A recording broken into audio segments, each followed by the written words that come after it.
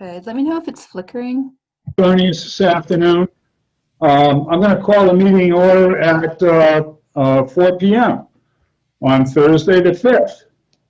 Thank you for joining us. Okay. Gentlemen, I'd like for you to approve the minutes of October 15th, if you would. And do we have any corrections, complaints, or anything? One correction, one question, I think it's a correction.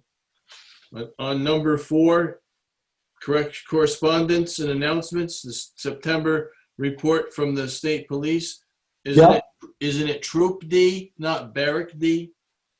Actually, the guys that are there and the girls, they refer to it as Barracks D. But for you civilians, Troop D, so we can change that. Yeah. You know, Greg, I think from now on, we're not going to give you the minutes ahead of time. Because it gives you too much time to review them. Anything else on the minutes? I just picked them up at 1:30. I know, that's what I mean. We're not going to give them to you ahead of time. Okay, all right.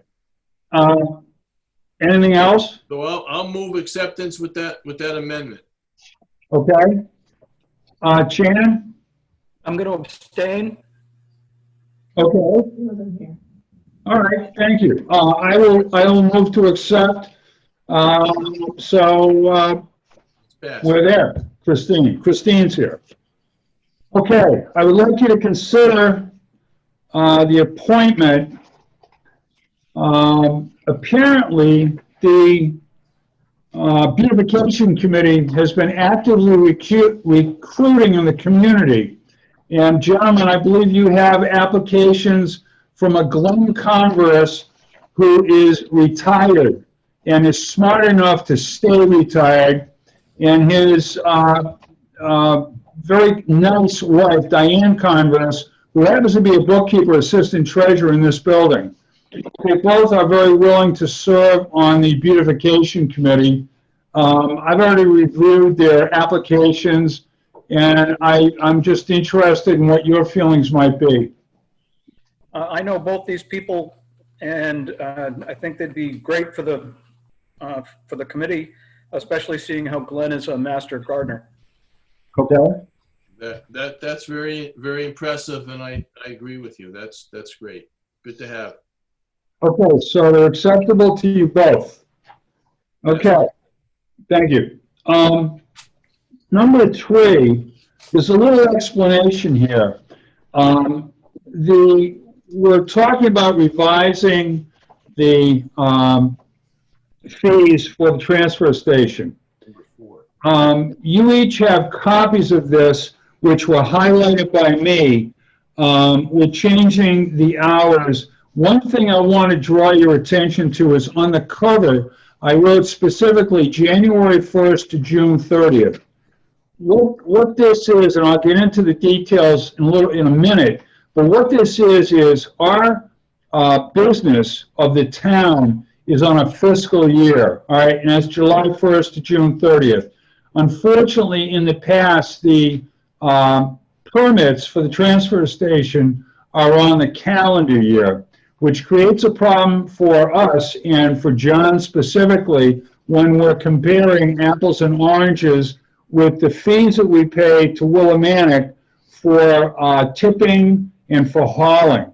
So to try to switch over, and again, I'm open to discuss this with you two gentlemen, I'm trying to do this so that we go 6 months, and then next June, we will go for a 12-month period, so to be fiscal year 21-22. So on the cover, you can see it's 6 months. On Saturday and Sunday, we're going to be changing the opening time to 10 a.m. from 9 a.m. And I just crossed out regulations were approved because we haven't approved them yet. One thing I'm going to jump a little bit to the end here just to explain something quickly. The single-family household for Woodstock for 1 year, 12 months, is going to end up being $190.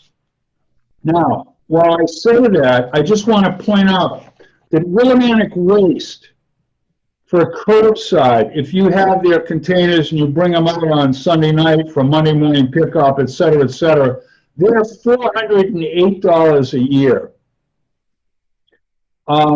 Mark's Rubbish, based in town, he is higher than Willie Waste.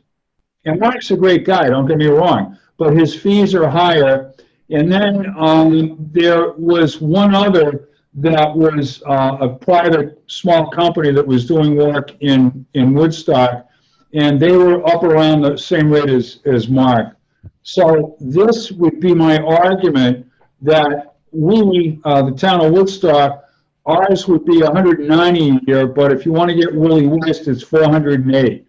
And the reason I mention this is I know people are going to scream because everything is expensive. But if you want to look at page 2 of the forms that you have, the permits available, single-family household, $95. I've written in Pomfret, okay? Hold on. On here, it's 95 Yep, for a single family household, yeah, 95, oh, for the half year. yes. I got it, sorry. I'll shut up. Gentlemen, are you paying attention? Because I'm being questioned here, and I thought I explained 2 or 3 times. This, what I'm talking about, is 6 months. If we look at the cover, it says January. I'm being facetious. Let's go on. It's been a very long week. It's been a long week for all of us, yes. Anyway, so for 6 months, single family 95, Pomfret, and again, Pomfret is, I think, the first 50 individuals or families that apply. That would be 120. Woodstock seniors, 48. Woodstock business, 95. Seasonal would be 95, and that's May 22nd to September 8th. Those are folks that just come in for the summer. One-day pass would be 25. Looking to the right, the 30 to 55 gallon container would be $10. And this is for bulky waste. A small pickup, 30, mid-size pickup, 45, and a 1-ton dump truck or larger is 55. And then the minimum bulky charge would be $15. So I read through this carefully. I agree with the changes. Jay, you were saying that people might be upset about this, but the bottom line is this, getting rid of your trash is going to be more and more of a problem every year. It's going to get to the point where there's going to be companies that aren't even going to offer the service anymore. So we're fortunate that we've got it, and the fact that we've got to go up on the rates a little bit, that's just the cost of doing business, and it helps defer the cost of the transfer station. And also, by changing to just the fiscal year, that makes a lot of sense for John, for you, for anybody doing budgeting, paying the bills. Also, it gives you a chance to modify hours or whatnot midway through the year, because we don't know what this virus is going to do coming down the pike. So it actually creates another opportunity for us, because changing hours midstream gets people upset because they get into a routine. Right.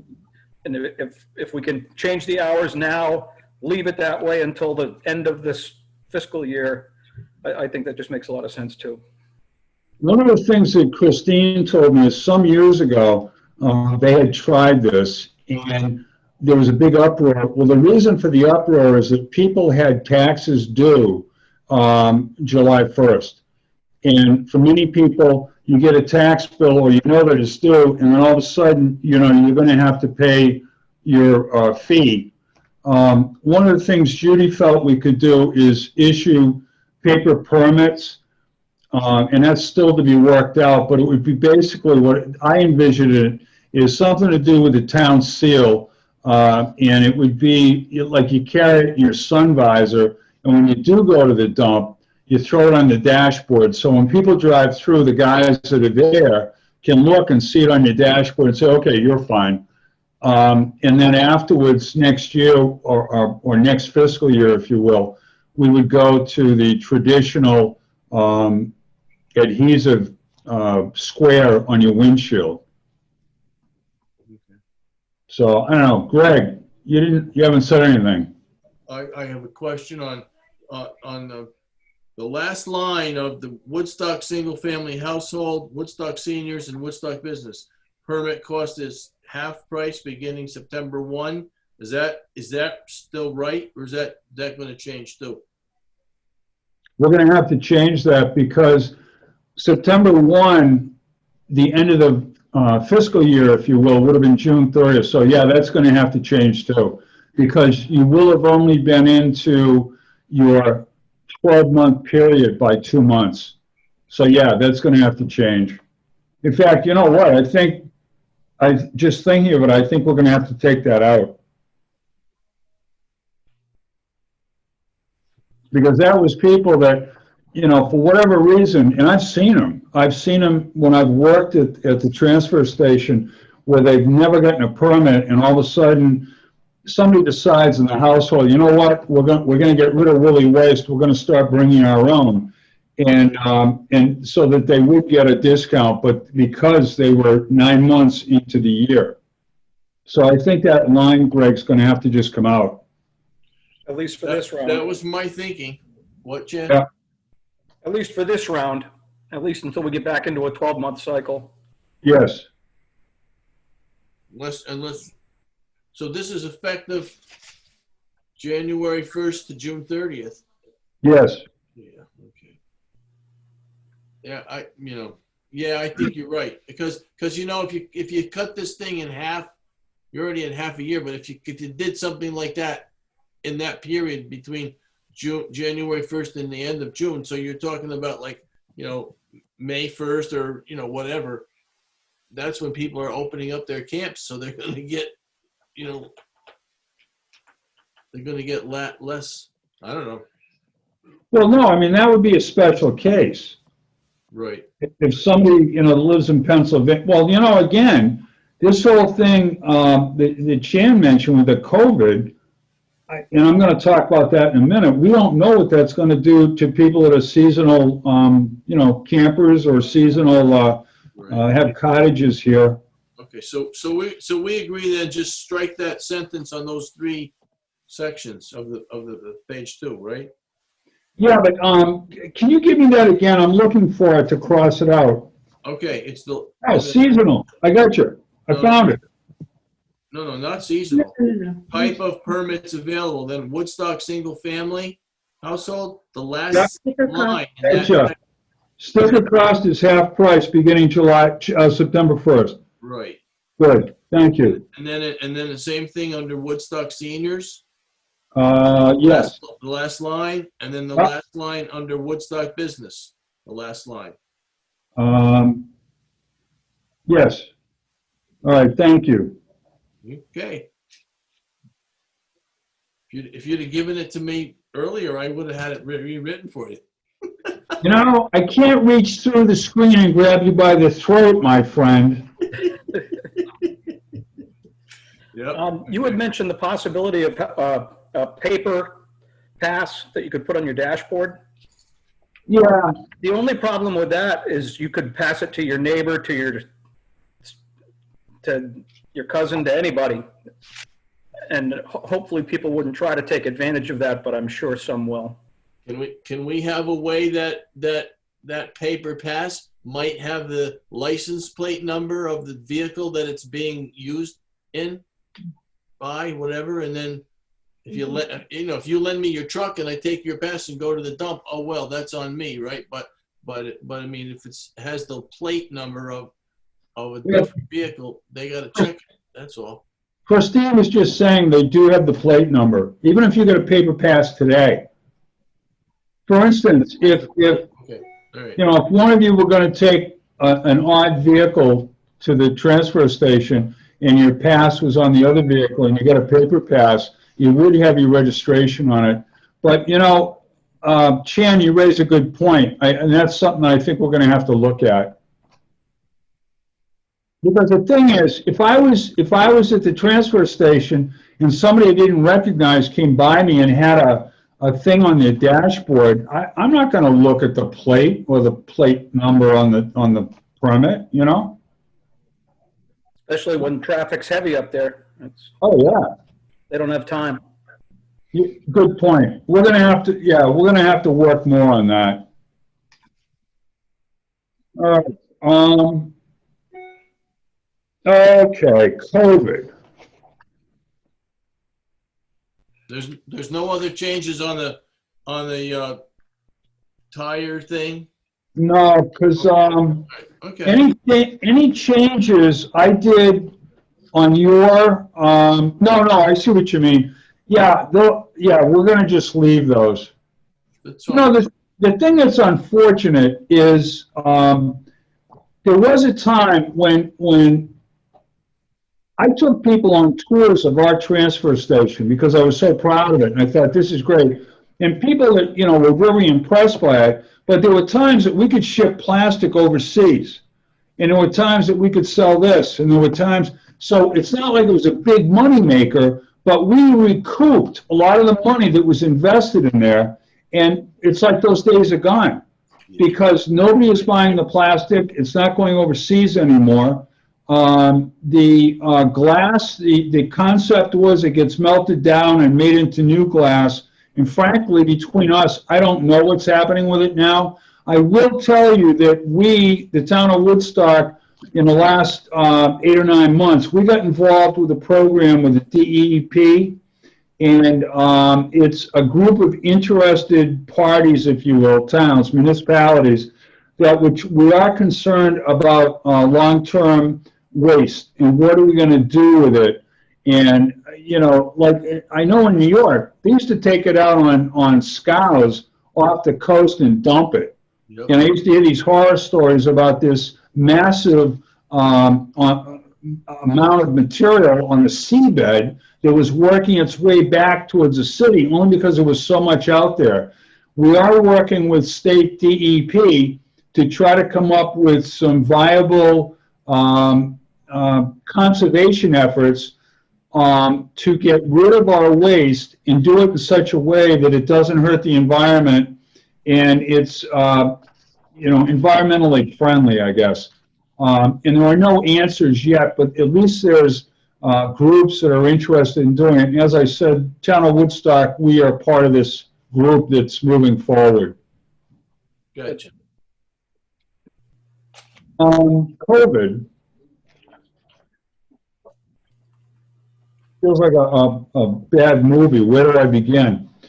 Last Thursday, I got a phone call, which I appreciated. It was a heads up to let me know that Woodstock was going to be declared orange. And I went to an emergency meeting of the State Department of Health, and lo and behold, they had a map, and lo and behold, it was Woodstock orange. And what is orange, you're probably saying to yourself?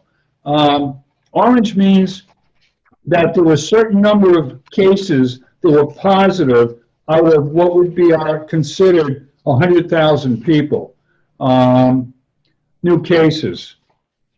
And I'm looking for,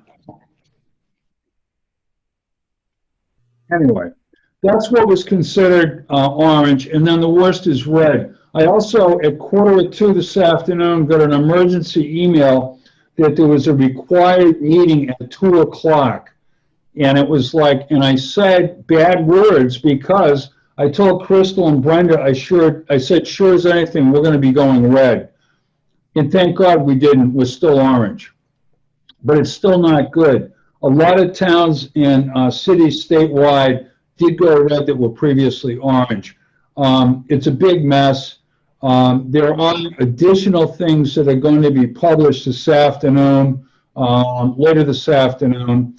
You may or may not be aware of this. The governor has come out with a thing that they had phase 1, phase 2, phase 3. And what they're doing is, because of what's going on, they're doing a phase 2.1. And I won't go into the details about it. If you're interested, you can find it online in the State Department of Health site. One of the things, orange, now this is for us, and they're talking about 10 plus cases per day per 100,000 people. All that means is that I think it was more than 9 in Woodstock tested positive. And either it was reported to the health department by their physician, by a testing agency, whatever. So that's why we ended up going to Orange. And they're encouraging testing for asymptomatic residents, and I'll get into that in a minute. They're talking about weekly calls with local officials. Avoid larger events, limit your time with non-family members, scale back public events, limit group sizes, postpone indoor activities where mask wearing or social distancing cannot be maintained, maximize spacing, masks, ventilation, and hygiene to support in-person learning. That's for the schools. And then for businesses, they're talking about enhanced enforcement. They're talking, and again, some of the things that they're talking about is limiting the number of people indoors and outdoors. They also have, and I'm not going into details of this, we have a legal right to legally enforce this. For instance, Greg, if you were having a big party at your house Friday night, somebody called and complained, I would go over and warn you and say, Mr. Klein, you're going to have to ask your guests to leave. You have too many people here, et cetera, et cetera. If you have the same thing going on next week, I can issue a written citation. You could be fined up to $500. Each of your guests could be $100, and I don't collect it. It goes into the state. I've got an address where to submit these citations, this sort of thing. The state is taking this very, very seriously. And as you may all know from just watching the news, there was a club, I believe, in New Haven. There was 100+ people without masks, dancing, drinking, and just having a good time. Anyway, the place got shut down. They're in deep caca, which is a legal term, with the state. I don't know how long they're going to have their license suspended. It was absolutely stupid for them to do this, which is what's happening with a lot of the colleges. A lot of the kids on weekends, major Halloween parties last Saturday night, and I saw some of the video. Anyway, the state is taking this very, very seriously. I'm still waiting for additional information from the State Department of Health. One of the things that is being suggested to me, and it's asymptomatic testing. And what that is you don't show symptoms, but they're suggesting you get tested anyway. My argument about that is that Woodstock, is going to end up being red almost immediately because the State Department of Health fears that the majority of spreading is casual contact, not the big parties at the nightclubs, but casual contact between people that aren't taking care and they're asymptomatic, meaning they have no symptoms, but they're spreading it among each other. And they are suggesting that we, without symptoms, go and get tested. And there's not much we can do about it because, my argument is we're going to end up in red almost immediately. That aside, the Department of Health feels that would be best for contact tracing. So if Jay Swan, asymptomatic, goes down tomorrow and gets tests, and they call me back in 24, 36 hours and say, you're positive, they report it to the health department. Then I get a call, and they say, Jay, where have you been? What have you done? And I'll say, well, yesterday I was here, the day before I was here. Who was with you? I was with this friend, this friend, this friend. And that's how they're doing the contact tracing. Because their fear, and I can't tell you if this is supported by research, their fear is that it's asymptomatic people that are spreading this. And unfortunately, not everybody that gets it is asymptomatic. So if you have people that are at risk anyway, because of health risks, age, infirmity, etc., they have a problem. The other problem that's not being mentioned so much is the long-term damage that is done. And what this is primarily is heart and lungs. So you can get it, you have a mild case, you don't end up intubated in the hospital, you recover, But 6 months from now, you develop problems with either your heart or your lungs. And I've seen some research done with young people, and I mean teenagers, who caught it, recovered, they're fine, but they're having problems now with heart and lung issues. This is what's so scary for other people. One of the things that I was given information about, and Crystal got the actual thing, is that Generations, which is down at the bottom of Hospital Hill, it's on 202 Pomfret Street. They're going to be doing, their website is online, but they're going to be doing testing. It's free. You don't need a referral, meaning your doctor doesn't have to refer you. They've already started in doing tests, and the results come back in 2 to 3 days. And it's going to be on their website in a day or two. So if people call us here, we're going to refer people down there. I also, again, I was being pressured to appoint somebody as enforcement agent for the town. And after the 4th email, I finally said, bad words, I'll do it myself. So I got a bunch of training, I got a bunch of other materials to enforce this. What I'm doing now is I've been meeting with, calling, and visiting the restaurants in town, the churches, the breweries, et cetera, and I'm going to be explaining to them what the implications are. The good thing for us is the ministers in town have been extremely proactive. Tom and Polly Hayden over at Sweet Ebbs, extremely proactive. They shut down for 2 days once because of some issues. All of their staff are wearing masks. They did in-service training. If you go there, every other table is out of commission, this sort of thing. It's the same thing with the churches. They've been doing outdoor Zoom-type services. Linda Ozier has been terrific. I'm supposed to go meet her this afternoon. She has had outdoor seating, limited, and they had greeters so that if they did not have room, they would say, I'm sorry, you know, you either have to wait here until the table opens or come back another day, this sort of thing.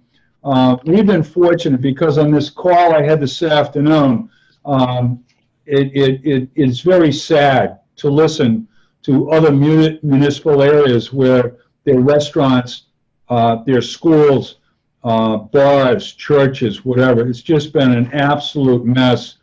Places are closing, people are losing jobs. It's just very, very sad. I'll have more information, and we're going to be putting more information on our website and Facebook page.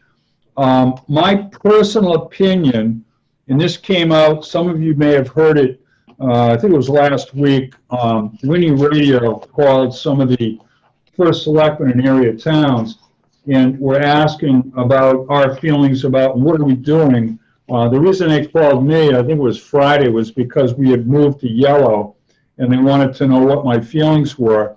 And at the time, I said that we were going to stay in the same 2.0 that we were at.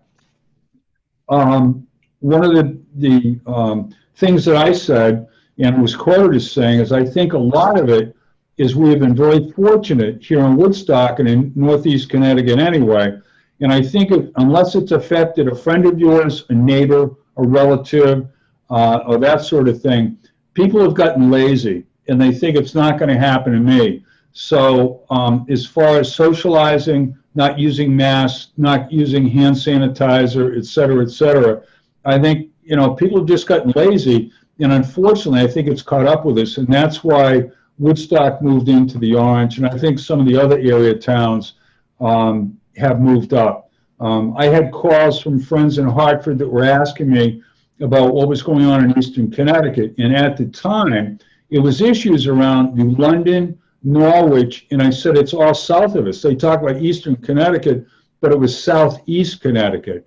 But I think now we're kind of into it too. So that's about what I have for now on COVID. If you have questions, I don't know that I can answer them, but if any of you have questions, you certainly feel free to ask. I've gotten comments more than questions, Jay. I'm glad that you're staying on top of it. I'm glad you reaching out to the churches and businesses. That's very important. It's good for the community. It's not just for safety, but for peace of mind. So thank you for taking care of that and keeping us updated. Yes, yeah, Greg. The question I guess I have is I don't know, it's rather broad but specific at the same time. So people that we don't know and the people we talk to don't know, where is it stated what the restrictions are if you have to go to Worcester to go to the doctor? Am I going to quarantine when I come back, or go to the? No. I know. No, I heard you say if you go to the shopping to get groceries, you're fine. But what about if you went to the, you're not going to go to the beach, but let's say you did go to the beach, what would happen? If you go out of state, like for instance, Massachusetts shopping, or if you went to the beach in Rhode Island, I think the rule of thumb is 24 hours. When you get back, you have to quarantine in your house or something. No. The rule of thumb is 24 hours because there are a number of people in Eastern Connecticut that work in Rhode Island, and they were asking about that. What if I work at Quonset Point? What if I work in Warwick or whatever? What do you mean by 24 hours? You go to work and you come home and you're fine.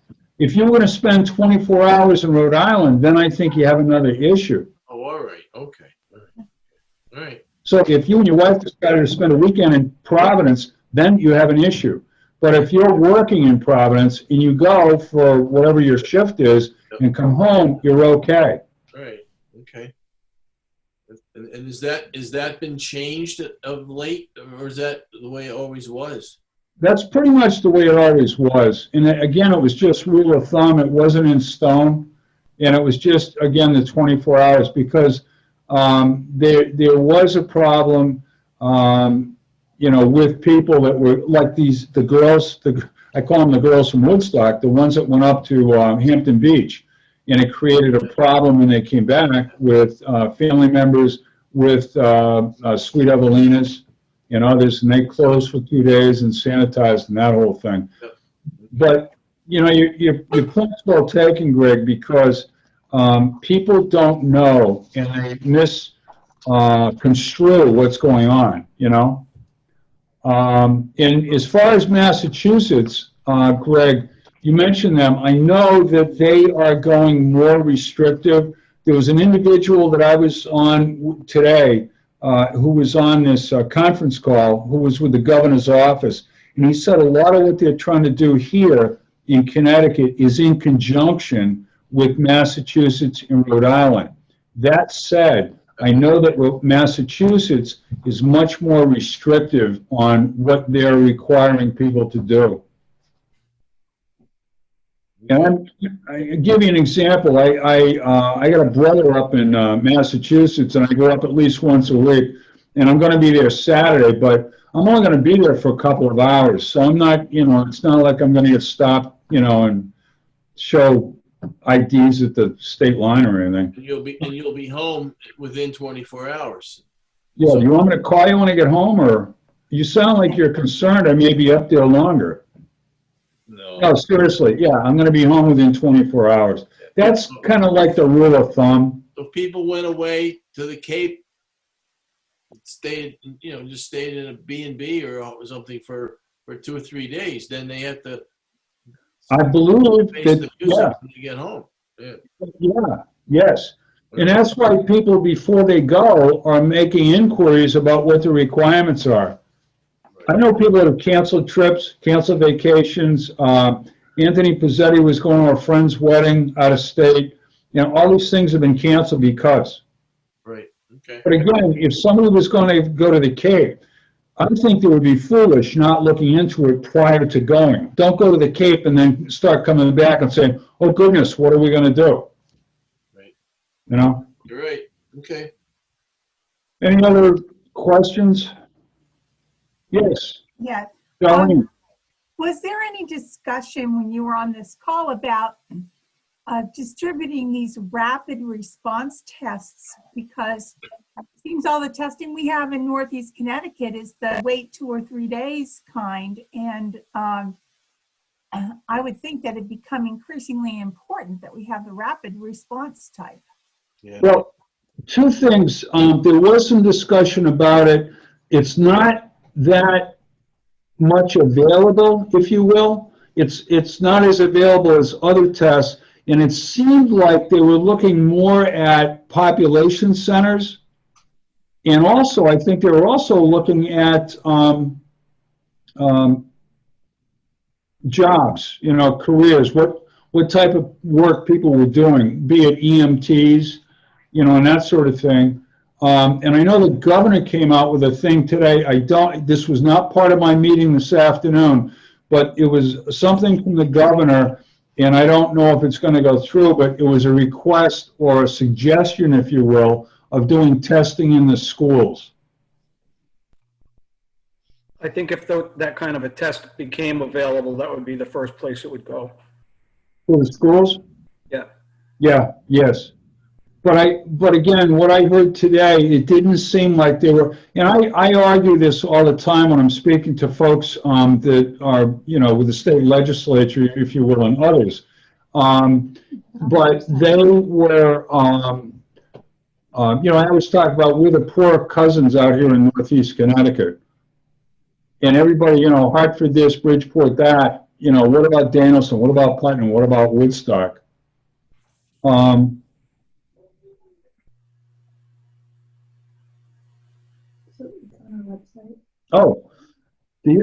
I'm sorry. Somebody just handed me off screen. I'm looking at a thing that's about no-cost local COVID-19 testing. I'm thinking, yeah, I've seen that. Well, what I forgot to look at is it's on our website. It's on the Woodstock website. Okay, anything else? No. Take a formal vote on the transfer station changes. You didn't do that. You just discussed it. Okay. Gentlemen, I want to go back. Christine just reminded me, we were going to consider and vote on the transfer station fees and the hours of operation. So are we in agreement that we're going to move forward with this for at least a 6-month period? I am. Yes. Okay. Yes. All right. So we're all three of us are in agreement. Okay. You want to vote? Thank you. Do you want to vote just to make it official? We just did. Oh, okay. All right. All right. Thank you. Okay, that's it on COVID. You gentlemen, you've had a chance to look at number 6.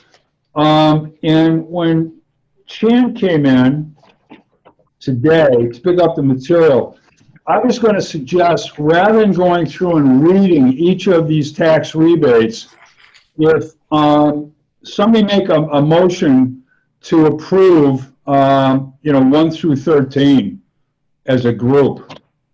I'll make a motion to approve the tax rebates 1 through 13 as printed in the agenda. I'll second that. Okay, I'll third. All in favor? Aye. Right. Aye. Okay, it's unanimous. Okay, correspondence. I just have a periodic, and it's not monthly, it's not weekly, but a period. I was copied on a note from the Woodstock Safety Patrol to Barracks D, Sergeant Haglin, and it just talks about, the roster on who's going to be out, what hours, what dates, and it also follows up on calls that were made to Troop D by people that were on the safety patrol, things that looked shaky, if you will, things that perhaps should have attention. They're up to 14 patrol volunteers, and they have townwide neighborhood watch through their Facebook page. And they're just asking residents to be as proactive as possible.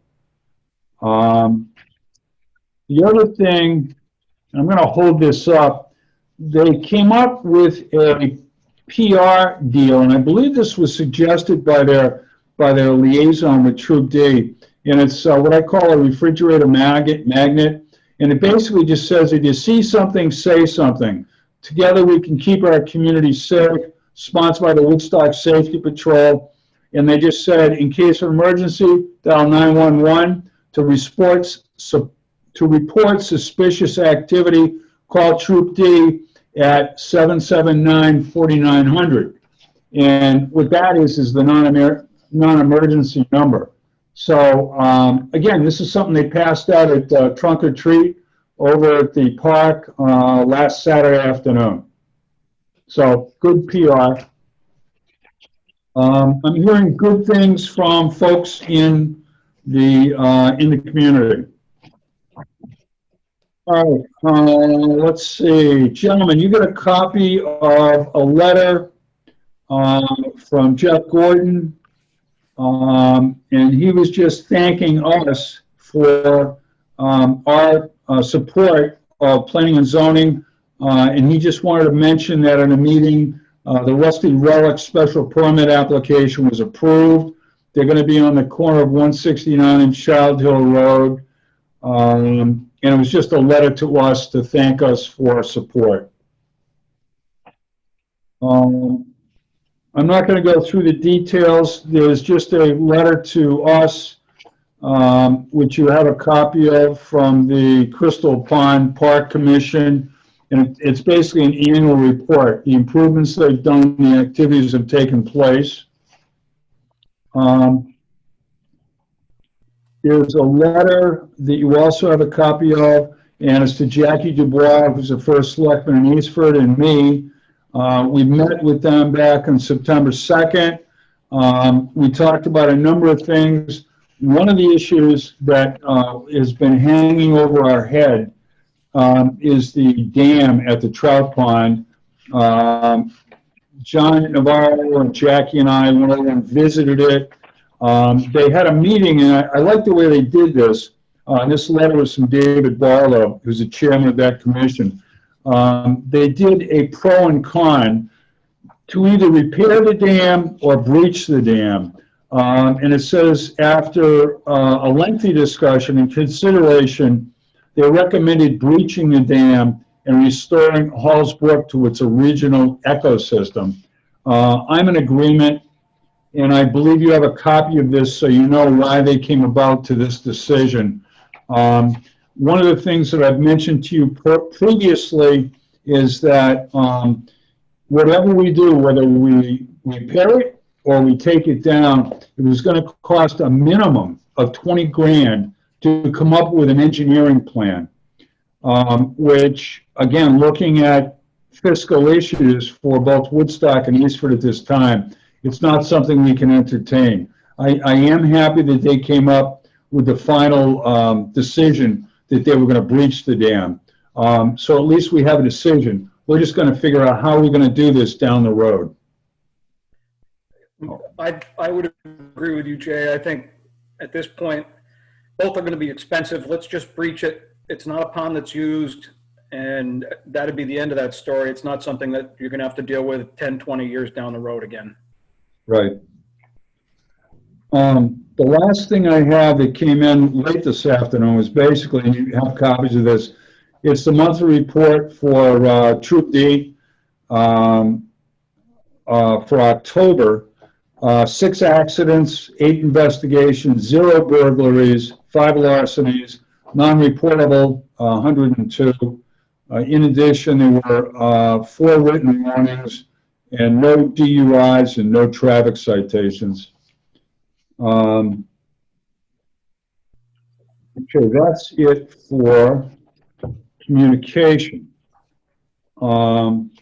One other thing I want to mention is a request was made regarding a traffic light at 169 and 171, and it was a request that was originally made by Mike Alberts, July of 2019, and I followed up. I received a response, if you will, January of 2020, and I followed up with the individual who was supposed to be our liaison on this project, But I just wanted to let them know about, we've had 18 months since the initial, and we've had almost a year since I got the letter. So where are we at? So I haven't had an answer, but I'm going to continue to be in touch with them about what's going on.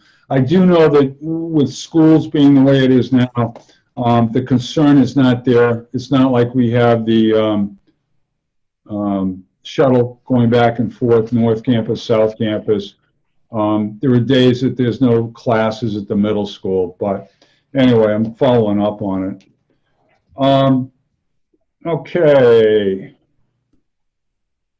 I think that's it for announcements. I think I pretty much covered everything. The big thing hanging over us here is COVID. The amount of time that we're spending in the selectman's office and in the treasurer's office on COVID is unbelievable. But, I thank God every day that we're Woodstock, because when I listen to these other towns and cities with what they're going through, it really makes me feel a lot better. So. Sure. Okay, public comments. Anything from anybody about anything? Yes, Don. Hi, yes, Dawn Castiglia Adaletta. I hate to be singing the same old song, but we need to take. Sing. Well, that's because I sing off key, Jay. You certainly don't want to hear me sing. I have good news for you. I'm sorry. I'll let you finish your question. Okay, particularly since you're breaking up and I miss your joke. But we need to take some type of action on approving the town participation in the purchase of the development rights of Maple Crest Farm. Given your recent report about our COVID status and our probably increasing COVID status, I'm guessing that the most expeditious way would be for the Board of Selectmen to exercise their temporary rights to approve such things. And I will support whatever decision you make, but we need to move forward. We can't keep pushing this off. I understand why it didn't happen before the election. To put one more burden on town hall before the election would have been cruel. But now the election's passed and December's just around the corner. Don, is this something that we could put on our next meeting in 2 weeks, or is this something that that you think should require a special meeting? Oh, I don't think it requires a special meeting. I think if you warn it, and let people know, if you refer them to the website in your regular announcements, and you say that that you guys are going to vote on this, and that if people have any questions, they can Zoom in. Your office is very, very good about giving people links. At this point, I think that's our best option. The parties involved have been very patient. Yeah. And it's time to see this through. If in the past we had an issue with citizens being totally against these projects, I might think differently, but we've had nothing but great support for every project that's come through your committee. So I feel very comfortable moving forward like that. Okay. And anything you want the Open Space Committee to do, any information you want us to provide, any interaction with the press prior to your meeting, just let us know, and we'll do it. But we really do now need to move forward with this and resolve Woodstock's part in this story. I have a question. Yes, sir. Do we need to advise the Board of Finance before or after the Board of Selectmen and the town meeting is the last step. The Board of Finance signed off on this last spring. The Planning and Zoning Commission did their thing that they needed to do by last spring. The Conservation Commission voted on this. Everybody has done their part except for the Board of Selectmen scheduling a town meeting and the town approving it. So everything's progressed. All right. Board of Finance did theirs in September, at their September meeting.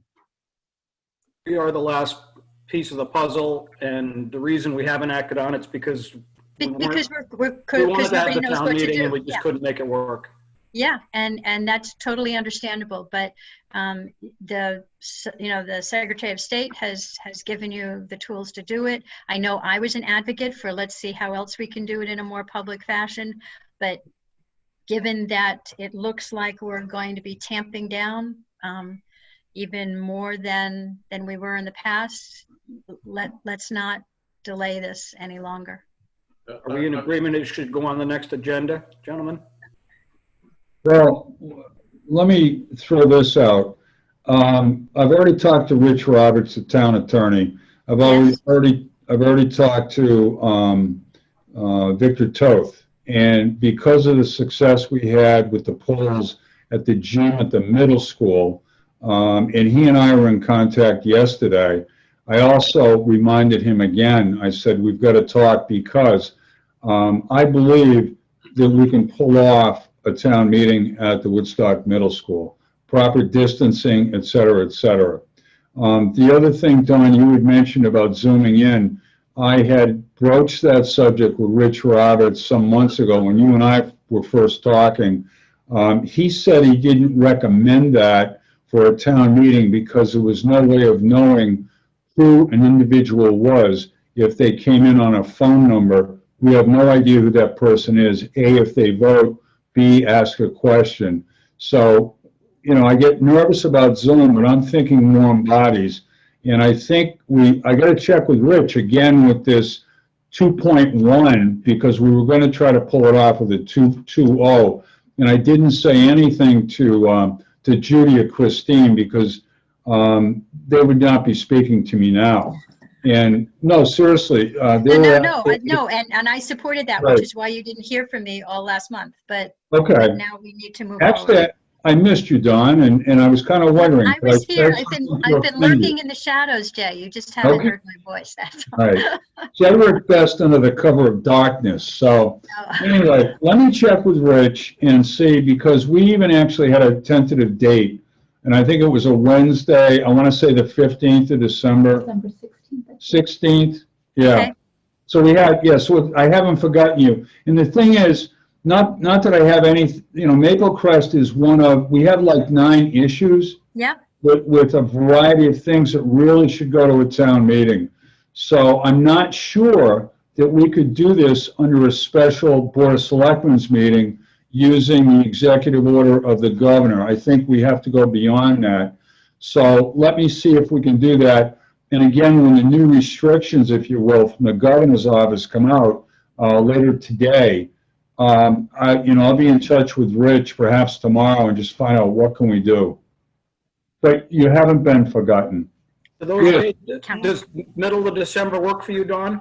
as long as we can say we voted on it before the end of the year, yes. But I remembered that because you told me that.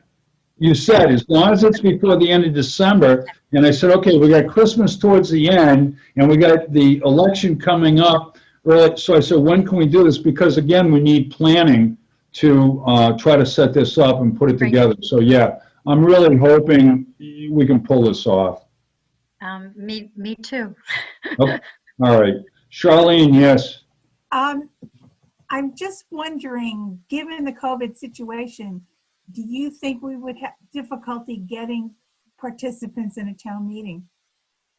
I think that to turn out the folks who would support some of these things, perhaps they'll be reluctant to come, and then they won't have any way of expressing their opinion and voting on it. And that would be the only concern that I would have. Seriously, I don't think we have any choice. No. We have difficulty even without COVID. And the reason I say that, I've been at town meetings, there's like 5 people there. And yet there's been town meetings, if it's Treehouse Brewery or Buck's Ice Cream, cast of thousands. But I'm trying to be facetious, but the thing is, in Dawn's defense and with other people I've talked to that have other issues that should go to a town meeting, I told Judy, I think if we advertise the heck out of it so that people know exactly what it is, a lot of people may not care, but I care. And I know that this goes back months, but when COVID first came about, and it bothered me because town meetings started in New England, and it's like the major way of running a government nationwide, and yet we couldn't do it. And we kept putting it off, putting it off. Some things, like for a budget last spring, we could do under executive orders, but there are some things that really need to be a town meeting.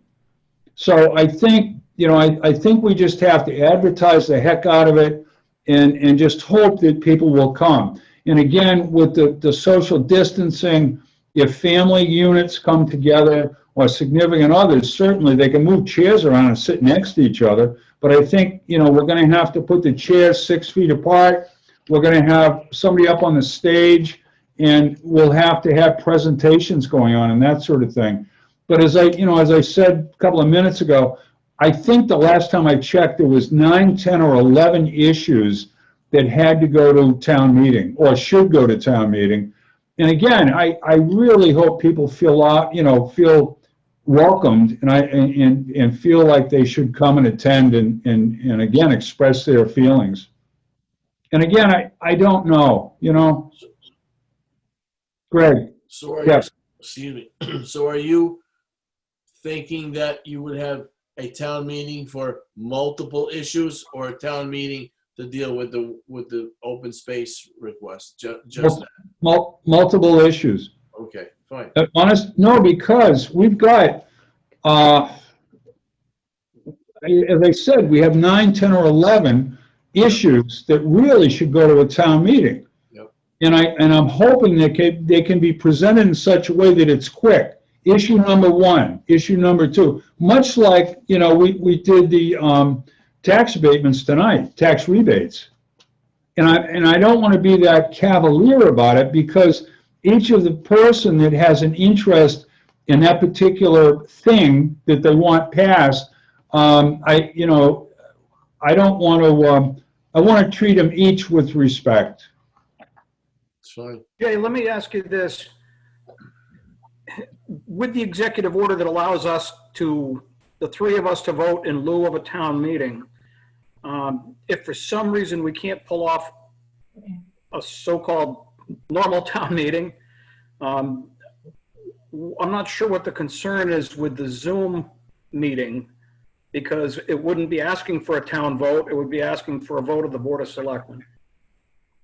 If that be the case, people would not be, yes, we could do that. I'm not sure that all of these individual items for a town meeting could be done under executive order. I think there were some other things that could not. They had to go to town meeting. But with Zoom, I think people could listen, but they couldn't really vote, because on a Zoom meeting, I would just see a number. I don't know whose phone number that is. Right. And If you required people to identify themselves before they could cast a vote, that wouldn't be an issue. I attend meetings that people vote in that have 150, 200 people in them, and you're required to identify yourself, and you vote on a screen. It's not everybody saying, Don Adaletta, I vote aye. It's people clicking on the screen, I vote yes, and you fill out the little form and you say who you are, right there on the screen. There's the host is calculating the stuff as it goes. So, but you could, Don, you can do that with 150 people, or? Yeah. Okay. It can be done.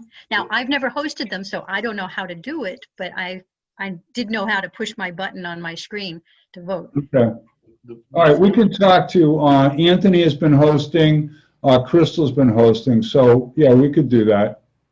Jay, I think that the cost is different, is impacted by the more people you have on your Zoom meeting, if that's what you're thinking of. It's like $45. I'm not thinking cost at all. I know that we've had some meetings that, I believe that we had up to 500 people. We could have, All right. and I don't know how many attended, but I think that, yeah. I mean, cost, I don't care. I think it's important to do the meeting. Agreed. But again, Don, again, I'm gonna have to check with Rich. I don't know if whatever What- comes out tonight from the governor What- affects it. Whatever you guys decide, I will support wholeheartedly, and I will point out that you have waived the way that's safest, most efficient, and most effective for the town. So whatever you guys decide is fine with me, but we do need to decide and we do need to move. Okay, Let's hope that in 2 weeks at our meeting, we can warn a town meeting. Yep. okay. And Chan, also, your issues about what things need to go to a town meeting and what could be done under executive order, we can look into that. If it comes down to just this one item It through should- the we can do executive it. order, then that's what we'll do. And I know that, Issue has Don, to get resolved. you had another issue with your committee on alternates. Yeah, we wanted the ordinance changed. Right. So that we could permit the sending committees to appoint an alternate as well, Right. so that they could come. And that's, And we were going to change the sending committees as well. right. And so again, town ordinance, I think that may be town meeting also. Usually, yes. Yeah, there were some other town ordinance things that would be town meeting only.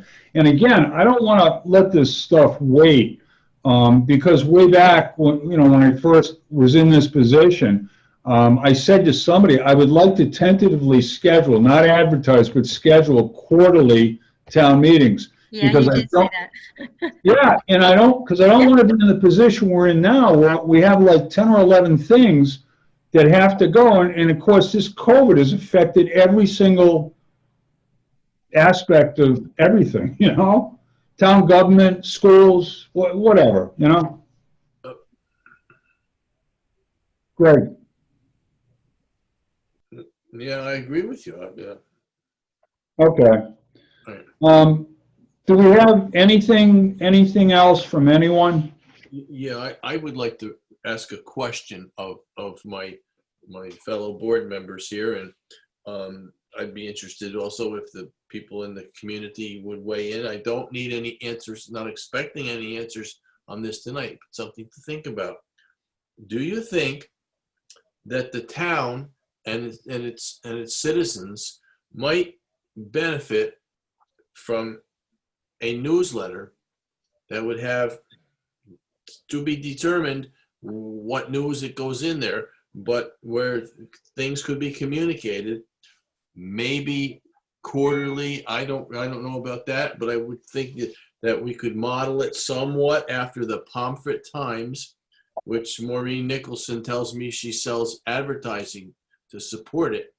And there's also a nice one that the Vanilla Bean puts out too, that just to look at a newsletter, but information about things just to help people understand certain things, that they don't have computers, or they don't want to go on social media, Facebook pages, they don't want to go on the website to look things up. Something's right there. And if it's not there this time, then they can raise a question, and something to answer that question could be in there the next time. Just, do you have an opinion at whether that's something that we might want to try? That's all I want. That's all it is. Any thoughts on who would be putting this together, Greg? I don't mean the actual idea. I mean, moving forward to put we would the have paper to together every time. We would have to research into that and see what it is. But there's a lot of people that are skilled in that field that we might be able to entice to help us with. I don't think then eventually you're going to have to pay to get it printed, whether we can get it printed, supported by small ads or something like that. But I'm sorry, this telephone is here. Hold on a second. Anyway, that's about all I have to say on that. But I just want you to think about it. But if you want to send me some questions, then maybe we could have some answers for that next time. That's a fair first step? Yep. Who could work on it and all that? I mean, I'd be glad to help, but I mean, I'm not, my skills are more on the writing and editing as opposed to the graphic design stuff, doing the layout. But as far as determining what stories, what little articles, what subjects, topics, and things like that, I would think that, I would think that maybe you might have some ideas, and you could put the thing down on what the suggestion is, and then we'll get it written. It's certainly something for discussion at some point. As far as people knowing what's going on, the villager shows up in your mailbox if you ask for it. Right. I mean, it seems like there's a lot of avenues for people to find out what's going on in town if they take the initiative. Okay, yeah. Well, Greg's saying, and his point's well taken, that there are people that they don't have a computer, or they're not interested in going on, because we had the town website and was completely revamped in the last year, and we're putting a lot of things on it. And then because of social media, the idea was to create a Facebook page, so we did that, and that seems to be successful. People are going there, people ask questions there, that sort of thing. And Greg, your point's well taken, that there are those people that, they don't have a computer or whatever. And so, yeah, it's something that we certainly can consider. Thanks. Thank you. Well, That's all. I just wanted to float the idea. So that's, it's floated. Thank